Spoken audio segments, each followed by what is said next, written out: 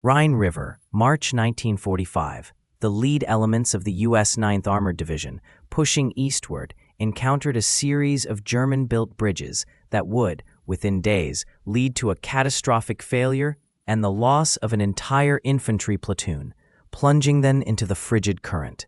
This incident, initially dismissed as an anomaly, would force a stark re-evaluation of assumptions held by American engineering units regarding the perceived over-engineering of German infrastructure and the subtle, yet critical, differences in design philosophy. The initial assessment of these structures was one of almost derisive amusement, a sentiment born from a cultural disparity in structural design and an underestimation of the adversary's pragmatic ingenuity. Captain Thomas Miller, a combat engineer with the 2091st Engineer Combat Battalion, surveyed the approaches to a partially damaged railway bridge near Remagen, his brow furrowed not with concern, but with a slight, almost imperceptible smirk. His unit's primary directive was rapid repair and reinforcement, facilitating the swift passage of armor and materiel across the myriad waterways dissecting the German landscape. The sheer mass of the concrete abutments and the heavy steel girders, even in their damaged state, struck Miller and his men as excessive, a testament to what they considered a Teutonic predilection for unnecessary bulk. Damage reports from reconnaissance flights and forward observers consistently noted the robust construction of these bridges, often surviving direct artillery hits that would have annihilated lighter Allied designs. Unit diaries from the 1011th Engineer Combat Group, operating further south, recorded instances where American bridging equipment, designed for expediency and modularity, struggled to interface with the colossal scale of German infrastructure. The standard American Bailey Bridge, a marvel of interchangeable parts and rapid deployment, seemed almost fragile in comparison to the monolithic German structures it was often tasked with supplementing or replacing. The American engineering doctrine emphasized efficiency, speed of construction, and the ability to rapidly redeploy resources. Their bridges were often designed with a specific, calculated lifespan and load-bearing capacity, optimized for the immediate tactical objective. German engineering, conversely, particularly in its defensive applications, appeared to prioritize permanence and resilience, often exceeding the immediate tactical requirements by a significant margin, a characteristic that initially puzzled and then openly amused the American engineers.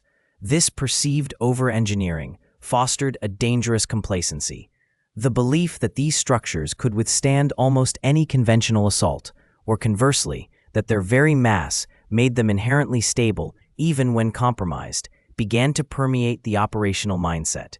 This misjudgment, born of cultural and doctrinal differences, obscured the subtle indicators of deeper structural vulnerabilities that would soon manifest with tragic consequences.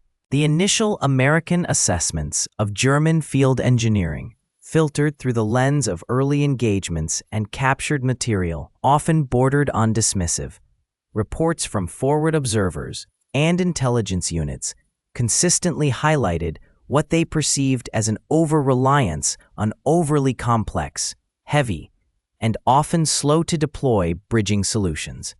This perception was reinforced by comparisons to the more standardized, lighter, and rapidly assembled American pontoon and Bailey Bridge systems, which were already proving their worth in the logistical challenges of a fast-moving front.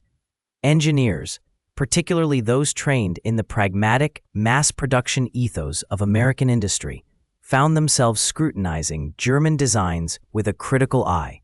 They noted the prevalent use of riveted steel sections in many German structures, a technique seen as labor-intensive and less resilient to combat damage than welded alternatives or the modular simplicity of American designs. Captured German bridging manuals, translated and disseminated, revealed intricate diagrams for structures that, while robust, demanded significant man-hours and specialized equipment for construction, a stark contrast to the American emphasis on interchangeability and speed. A detailed examination of German assault bridges, such as the Brückengerät B, revealed a system composed of numerous individual components, each requiring precise alignment and significant lifting capacity to assemble. Production logs, later captured, indicated a manufacturing throughput that, while substantial, could not match the sheer volume and speed with which American and British factories churned out their more adaptable designs. For instance, the Bailey Bridge, with its standardized 10-foot panels, could be erected by a trained crew at a rate exceeding 20 feet per hour under ideal conditions, a benchmark that German systems rarely approached in the field. This perceived inefficiency was not merely a matter of engineering aesthetics. It carried significant strategic implications. A slower, more complex bridging operation meant bottlenecks in advancing lines, increased vulnerability to air attack, and a greater drain on manpower. The American doctrine, honed by the need to project power rapidly across vast distances, prioritized speed and simplicity in all aspects of combat engineering, an ideology that seemed diametrically opposed to the German approach. This divergence became a quiet point of pride for American engineers, a tangible measure of their own perceived superiority in practical battlefield adaptability. The American engineers, having observed the German construction, began their own work with a distinct philosophy. Their directive emphasized speed of deployment and efficient use of resources, a stark contrast to the German approach. The 131st Engineer Regiment, tasked with replacing the destroyed span, brought forward their standard issue Bailey Bridge components. These prefabricated steel trusses, designed by Donald Bailey in 1940, represented a modular system intended for rapid assembly under combat conditions. Each individual Bailey panel measured 10 feet in length and weighed approximately 570 pounds, allowing for manual handling by a small team. The design permitted a wide array of configurations, from single-truss, single-story bridges capable of supporting 10-ton vehicles to triple-truss, double-story structures rated for 70 tons. The engineers on site opted for a double-single configuration, meaning 2 trusses side by side, 1 story high, deemed sufficient for the expected traffic of supply trucks and light armor. This choice reflected a calculated risk, balancing load-bearing capacity against the imperative for swift completion. The construction process commenced with the assembly of the launching nose, a lighter, cantilevered section that would be pushed across the gap. This nose, once extended, would support the initial sections of the main bridge as they were rolled into position. The engineers utilized a series of rollers and a launching beam, systematically adding panels and transoms. Production logs from the 131st indicate an average assembly rate of 15 feet of bridge per hour under ideal conditions, a metric that underscored the system's efficiency. The American bridge, when completed, spanned 120 feet, a direct replacement for the German structure. Its appearance was utilitarian, a lattice of steel girders and wooden decking, devoid of the more robust, almost architectural elements present in its predecessor. The design prioritized function and expediency, a reflection of wartime exigencies and the prevailing American industrial ethos of mass production and interchangeable parts.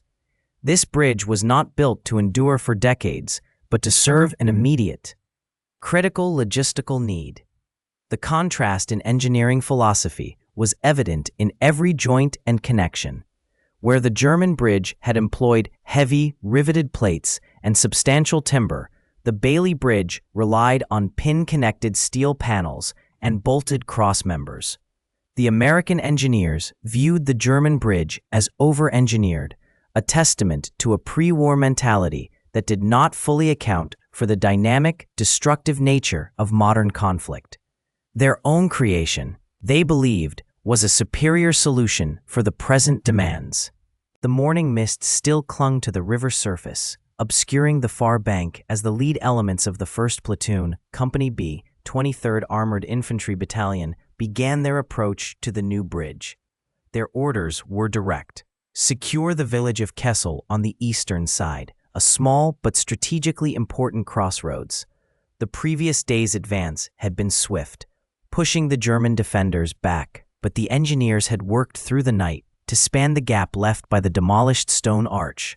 The air carried the faint scent of freshly cut timber and damp earth, a testament to the hurried construction. Sergeant Miller, a stocky man with a permanent squint, led his squad onto the wooden deck. The planks, still raw and unweathered, gave slightly under the weight of their combat boots and equipment.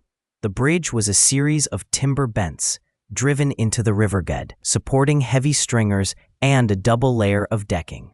Each bent consisted of 4 vertical piles, braced with diagonal timbers, forming a sturdy-looking, if somewhat unrefined, structure. The engineers had opted for speed over elegance, a necessity given the operational tempo. The design, a standard American military trestle bridge, favored rapid assembly using prefabricated sections and readily available lumber. Field manuals specified a maximum load capacity of 20 tons for this particular configuration, adequate for infantry and light vehicles. The engineers had reported its completion at 0430, confirming it was ready for traffic.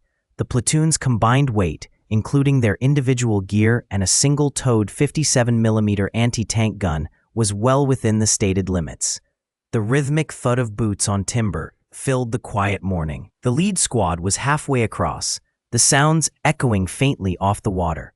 The engineers had used 12 by 12-inch Douglas fir timbers for the main stringers, spanning 8-foot gaps between the bents.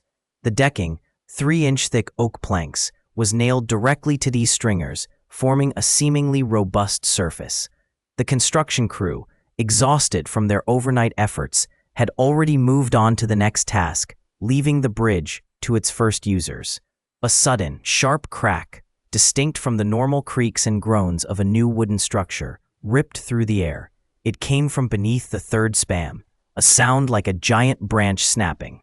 The planks beneath the lead squad buckled violently. A collective gasp, then shouts as men struggled to maintain their footing. The bridge, designed for steady, distributed loads, was now experiencing a dynamic shock. The central bent, the one directly beneath the point of failure, twisted and gave way. One of its piles, likely weakened by an unseen knot or internal flaw, had fractured under the combined stress. The diagonal bracing, intended to distribute the load, proved insufficient for the sudden, localized collapse. The entire section of the bridge, approximately 16 feet in length, plunged into the cold, fast-moving river. 4 men, caught in the immediate collapse, disappeared into the churning water. Their equipment, heavy and cumbersome, pulled them down. The 57mm anti-tank gun, still hitched to its jeep at the rear of the platoon, lurched forward as the bridge deck ahead of it vanished. The jeep's driver slammed on the brakes, preventing the vehicle from following the infantry into the river. The remaining soldiers, some clinging to the splintered edges of the remaining bridge, others scrambling back to the western bank, watched in stunned silence as the river claimed its toll. The sun, a pale disk above the Rhine, offered little warmth as the lead elements of the 23rd Infantry Regiment began their crossing. Engineers from the 299th Combat Engineer Battalion, their faces smudged with grease and fatigue, had worked through the night, their steel pontoons and timber decking now forming a precarious, undulating ribbon across the swift current. The bridge, designated Bridge C, stretched 210 meters from the west bank, a testament to hurried construction and the pressing need for forward movement. The 1st Platoon of Company B, 23rd Infantry, moved onto the structure at 0617, their M3 half-tracks, each weighing 8.9 tons fully loaded, followed closely behind the infantry. The engineers had calculated a maximum load capacity of 10 tons per section, a figure derived from theoretical stress tests and material specifications for the standard pontoon units. The half-tracks, with their track and wheel configuration, distributed their weight somewhat, but the concentrated mass of steel and men placed immediate strain on the hastily joined components. The rhythmic thud of boots and the rumble of engines resonated through the timber decking, a faint creaking sound, initially dismissed as the normal settling of a new structure, began to intensify. The first half-track had reached the midpoint of the third pontoon section when the lead engineer, Staff Sergeant Miller, observed a pronounced sag in the decking ahead. The pontoons themselves, designed for buoyancy, appeared to be riding lower in the water than anticipated. At 06:23, with 3 half-tracks now on the bridge and the fourth just beginning its ascent onto the ramp, a sharp, cracking report echoed across the water. The sound was distinct from the general creaking, a sudden, violent fracture. A support cable, anchored to the bank, snapped with a whip-like recoil, sending shrapnel of frayed steel wire into the air. The engineer's initial design had underestimated the dynamic load introduced by multiple heavy vehicles in motion. The third pontoon section, already stressed, began to buckle. The timber decking splintered, revealing the dark, turbulent water beneath. The lead half-track, its tracks still churning, tilted sharply to the left. Its crew, caught unawares, braced themselves against the sudden lurch. The second half-track, directly behind it, found its forward momentum abruptly arrested as the bridge structure beneath it gave way. A section of approximately 15 meters of the bridge, comprising 2 pontoon units and their connecting timbers, detached entirely. With a sickening groan of tortured metal and wood, it plunged into the Rhine. The lead half-track, carrying 7 infantrymen, disappeared beneath the surface within seconds, followed by the second vehicle, which rolled off the collapsing edge. The river, cold and unforgiving, swallowed the men and their machines without a trace, leaving only a widening circle of debris and the frantic cries of those still on the remaining structure. The immediate aftermath of the bridge collapse over the Rhine, specifically the loss of the lead platoon from the 303rd Engineer Battalion, initiated a rapid, comprehensive investigation. Initial damage reports from the 1st Army Corps' engineering staff focused on the physical evidence, the fractured timber piles, the sheared steel tension rods, and the displaced stone abutments. Examination of the recovered wreckage confirmed the structural failure originated not in the decking or the superficial truss work, but deep within the foundation, where the pile-to-girder connections had catastrophically failed under dynamic load. American engineering doctrine, steeped in the principles of redundancy and over-engineering for military applications, had largely dismissed German bridge designs as overly complex and material-intensive.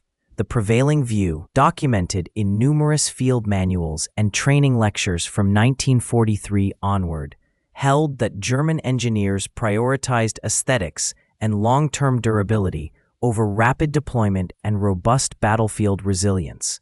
This incident, however, challenged that foundational assumption, forcing a reevaluation of what constituted structural integrity in a combat zone. Forensic analysis of the recovered German blueprints, seized from a railway engineering depot near Aachen, revealed a meticulous attention to load distribution that differed fundamentally from Allied approaches. The German designs often incorporated a greater number of smaller, interdependent structural elements, distributing stress across a wider network rather than concentrating it in a few primary load-bearing components. This philosophy, while demanding more precise fabrication and assembly, yielded structures that could exhibit surprising resilience to localized damage, yet were vulnerable to specific, unpredicted failure modes. The collapsed bridge, a seemingly robust timber and steel composite, had been designed for a static load profile, typical of pre-war civilian traffic. Its failure, under the synchronized, rhythmic march of a fully equipped infantry platoon, a dynamic load amplified by resonance, exposed a critical blind spot in the American engineers' assessment. Their earlier derision of German bridges, often citing the visible complexity of their truss systems as over-engineered, now appeared as a misinterpretation of an underlying design philosophy. Production logs from the German Reichsbahn indicated that the particular bridge had been constructed in 1937 with materials sourced from regional foundries and timber mills. The steel used for the tension rods, while of high quality, was a standard carbon steel, not the alloyed variants common in later war production. The timber piles, primarily oak, had been treated with creosote, a standard preservative, but showed no signs of internal rot or insect damage that might have contributed to a pre-existing weakness. The investigation concluded that the German design, while sound for its intended purpose, lacked the inherent safety margins for dynamic military loads that Allied engineers routinely incorporated. The American practice of building bridges with significantly higher safety factors, often 2.5 to 3 times the expected maximum load, contrasted sharply with the German approach, which frequently operated closer to a 1.5 to 2.0 factor. This difference, previously dismissed as an inefficiency, now represented a critical divergence in engineering philosophy with tangible human consequences. Recommendation: future assessments of enemy infrastructure must incorporate dynamic load analysis, considering the specific operational profiles of Allied units. The structural forensics team, now comprising 3 American and 2 British engineers, spent a week meticulously examining the wreckage of the bridge over the Moselle. Their initial contempt for what they had termed Teutonic over-engineering began to recede, replaced by a grudging respect as they analyzed the fractured concrete and twisted steel. The German design specifications, recovered from a captured field office, detailed a safety factor nearly double that typically employed by Allied engineers for similar spans. This excess, once derided as inefficient, now appeared prescient. They found that the German engineers had not simply accounted for static loads, the weight of vehicles and the bridge itself, but had incorporated a sophisticated understanding of dynamic forces. The bridge's piers, for instance, were anchored to bedrock with a series of inclined piles, a technique rarely used in Allied designs for temporary structures, which typically relied on vertical piles driven to refusal. This inclination, they realized, provided exceptional resistance to lateral thrusts, such as those generated by high-speed vehicle crossings or even the shock waves from near-miss artillery impacts. Further examination of the steel reinforcement cages revealed a denser mesh of rebar, particularly at stress points near the abutments and midspan, than Allied standards mandated. Production logs from the German bridge-building battalions indicated that these cages often contained 15% more steel by weight than the blueprint minimums, a practice born from an institutional directive to err on the side of robustness. This material surplus, once seen as wasteful, now suggested a deliberate strategy to absorb unpredictable wartime stresses, a buffer against the unknown. The American team's own designs, optimized for rapid deployment and material economy, aimed for a 1.5 safety factor under ideal conditions. The German designs consistently exceeded 2.5, even for bridges intended for short-term tactical use. This quantitative disparity highlighted a fundamental philosophical difference. The Allied approach prioritized speed and resource conservation, while the German method emphasized absolute resilience, even at the cost of increased material and construction time. This realization forced a reevaluation of their own engineering principles in a combat theater. The Moselle incident, with its tragic loss of 18 men, underscored the inadequacy of peacetime assumptions when confronted with the chaotic variables of war. The German engineers, it became clear, had anticipated the very conditions that had caused the American-built bridge to fail, building in redundancies for the unforeseen. They had designed not just for traffic, but for conflict. The shift in American engineering doctrine, initially subtle, gained momentum as the full implications of the Remagen bridgehead and subsequent analyses of German wartime infrastructure became undeniable. The initial dismissiveness, rooted in a perceived material superiority and a doctrine favoring rapid, often temporary, construction began to erode under the weight of empirical data and battlefield experience. Once quick to deride the perceived over-engineering of German structures, now examined their resilience with a new, sober appreciation. Post-war evaluations, compiled in engineering reports and technical memoranda, highlighted a fundamental difference in design philosophy. American bridges, while quickly erected and often robust enough for their intended short-term operational lifespan, frequently lacked the inherent redundancy and material depth that characterized their German counterparts. The German emphasis on structural integrity, even at the cost of increased material expenditure and construction time, proved its worth in the sustained attrition of total war. Analysis of captured German engineering manuals and blueprints revealed a consistent application of principles that prioritized load distribution and material fatigue resistance beyond immediate tactical requirements. For instance, many German railway bridges, even those in rear areas, were designed with a 20% to 30% greater load capacity than contemporary American designs for similar spans, according to captured design specifications. Often dismissed as inefficient, provided a critical buffer against cumulative damage from shelling, aerial bombardment, and heavy vehicle traffic. The strategic implication of this resilience became clear. A bridge that could withstand repeated, albeit non-catastrophic attacks without requiring immediate extensive repair offered a significant logistical advantage.